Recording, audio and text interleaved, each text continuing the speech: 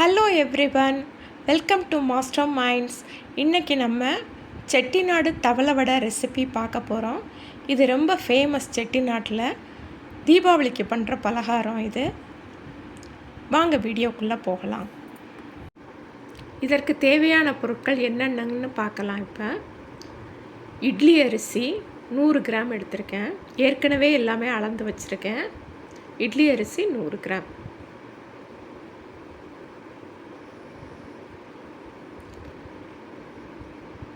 பச்சரிசி தோசை மாவுக்குள்ளது 100 கிராம். துவரம்பருப்பு 100 கிராம். கடலைப்பருப்பு 100 கிராம். வெள்ளை உருட்டு உளுத்தம்பருப்பு 2 டேபிள் ஸ்பூன். ஜவ்வரிசி 50 கிராமுக்கு கொஞ்சம் கூட. இது தனியாக ஊற வைக்கணும். இது எல்லாமே சேர்த்து ஊற வைக்கணும். இது கூட காரத்துக்கு தேவையான வரமிளகா, பெருஞ்சீரகம், இது ரெண்டையும் சேர்த்து ஊற வச்சுருங்க. பெருங்காயத்தூள் வேணும், இதுவும் அரைக்கிறப்ப போடணும். எல்லாமே 2 மணி நேரத்துக்கு ஊற வைக்கணும். ஜவ்வரிசி தனியாக ஊற வச்சுருங்க. வரமிளகா, பெருஞ்சீரகம் தனியாக ஊற வச்சுருங்க. இது எல்லாத்தையும் சேர்த்து 2 மணி நேரம் ஊற வைங்க. இப்போ எல்லா பருப்பும் கலந்து போட்டிருக்கேன். இப்போ எல்லாத்தையும் நல்லா கழுவிட்டு 2 மணி நேரம் ஊற வச்சுருக்கு. வரமிளகா, பெருஞ்சீரகம் அது தனியாக ஊற வச்சுருக்கேன். ஜவ்வரிசி அது தனியாக ஊற வச்சுருக்கேன். 2 மணி நேரம் நல்லா ஊறட்டும். ஊறினதுக்கப்புறம் அதை வடிச்சிட்டு மிக்சியில் கொரகொரப்பாக அரைக்கணும். இப்போ ஊற வச்ச பருப்பை மிக்சியில் போட்டிருக்கு. இது நான் 2 போர்ஷனாக அரைக்கிறேன். முதல் போர்ஷன் தான் காமிக்கிறேன். இந்த முதல் போர்ஷன் பருப்பு வடித்தது ரொம்ப நைஸாக அரைக்கக்கூடாது, கொரகொரப்பாக தான் அரைக்கணும். ரவை பதத்துக்கு அரைச்சா போதும். இது கூட வரமிளகா, பெருஞ்சீரகம் ஊற வச்சது சேர்க்குறேன். அப்புறம் பெருங்காயத்தூள் சேர்க்குறேன்.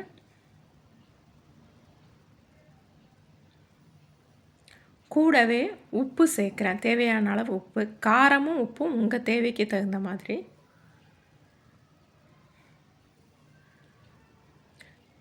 இன்னும் ஒரு போர்ஷன் பருப்பு அப்படியே இருக்குது, அதை இன்னொரு தடவை அரைச்சிக்கலாம். ஊற வச்ச ஜவ்வரிசியை இது கூட போட வேண்டாம், தனியாக வச்சு வைங்க. கடைசியாக ஒரு சுற்று சுற்றுனா போதும், அது தனியாக இருக்கட்டும். இப்போ அரைச்சது பாருங்கள், ரொம்ப தண்ணியெல்லாம் ஊற்றலை. ஓரளவு ஊற வச்ச பருப்பில் உள்ள தண்ணி தான், கோர்ஸ் கிரைண்டிங் தான். இது கூட நம்ம என்ன பண்ணணும்னா, ஜவ்வரிசி ஊற வச்சது இருக்குது இல்லையா, அதை வடிச்சிட்டு போட்டு ஒரு சுற்று சுற்றுனா போதும். இதே சேர்த்து ஜஸ்ட்டு ஒரு சுற்று, ஜவ்வரிசி லேசாக கண்ணாக தெரியணும். இந்த மாதிரி அரைச்சி எடுத்துக்கோங்க. எல்லாத்தையும் அரைச்சி எடுத்துக்கோங்க. இதுதான் ஃபஸ்ட்டு ஸ்டெப்பு. இப்போ இந்த மாவில் நம்ம என்ன பண்ண போகிறோம்னா, குழிப்பணியாரம் மாதிரி தாளித்து கொட்ட போகிறோம். குழிப்பணியாரத்துக்கு எப்படி தாளித்து கொட்டினோமோ அதே மாதிரி இதில் தாளித்து கொட்ட போகிறோம். அதில் என்னென்ன தாளித்து கொட்டுறதுங்கிறத பார்க்கலாம். பெரிய வெங்காயம் பொடியாக நறுக்குனது 1 எடுத்திருக்கேன்.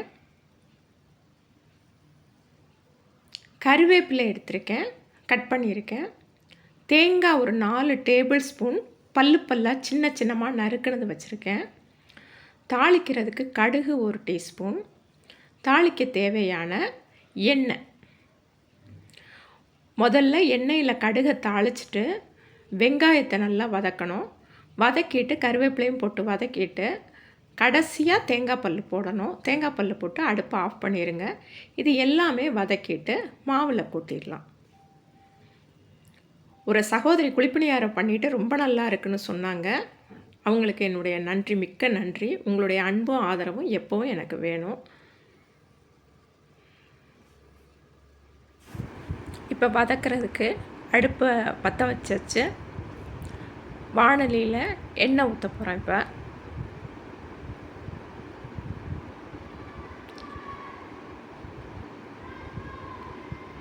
எண்ணெய் காஞ்சதுக்கப்புறம் கடுகு போட போகிறோம். கடுகு வெடிச்சாச்சு. இப்போ வெங்காயம் போட போகிறோம். வெங்காயம் போட்டு வதக்க போகிறோம்.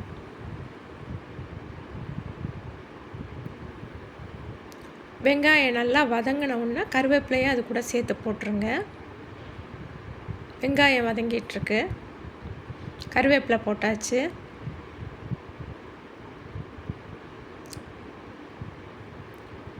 இப்போ வெங்காயம் வதங்கிருச்சு. இது கூட தேங்காய் பல்லாக நறுக்குனது சேர்க்கணும்.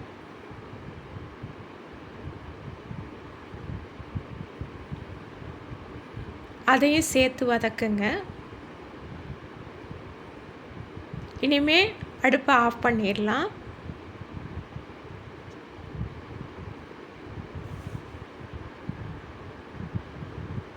நல்லா வதங்கிருச்சு.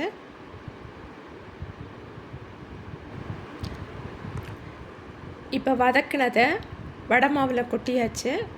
இதை நல்லா கலந்து விட்டுருங்க. இப்போ அடுப்பை பற்ற வைக்க போகிறோம்.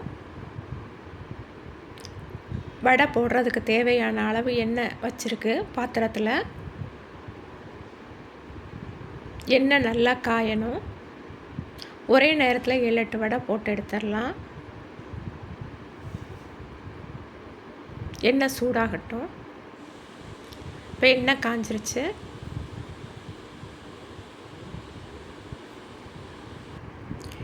இப்போ வடைகளை ஒவ்வொன்றா போடலாம்.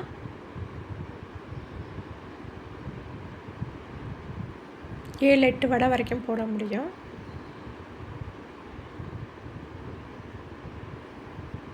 எண்ணெய் காஞ்சதுக்கப்புறம் அடுப்பை மிதமான தீக்கு வச்சுக்கோங்க. இப்போ வடை ஒரு பக்கம் வெந்துருச்சு. இன்னொரு பக்கத்துக்கு திருப்பி போடுங்க வடைகளை. ஒவ்வொன்றா திருப்பி போடுங்க. பொன்னிறமாக வர்ற வரைக்கும் வேகணும். 2 நிமிஷம் ஆகும். வடை இப்போ நல்லா வெந்துருச்சு. இப்போ ஒவ்வொன்றா எடுக்கிறோம் வடைகளை.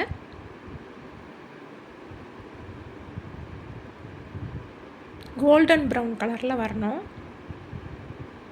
மாவை எப்போவும் ஆட்டின உடனே சுட்டு முடிச்சிருங்க. ஃப்ரிட்ஜில் வைக்காதீங்க மீதி.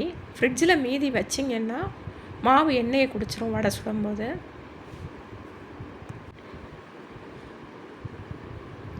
ஒவ்வொன்றா எடுக்கலாம்.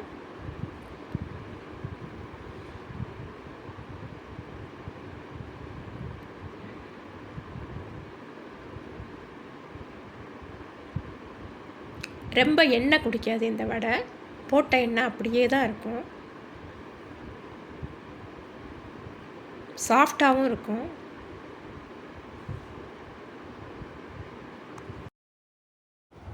வடை ரெடி ஆயிடுச்சு பாருங்கள்.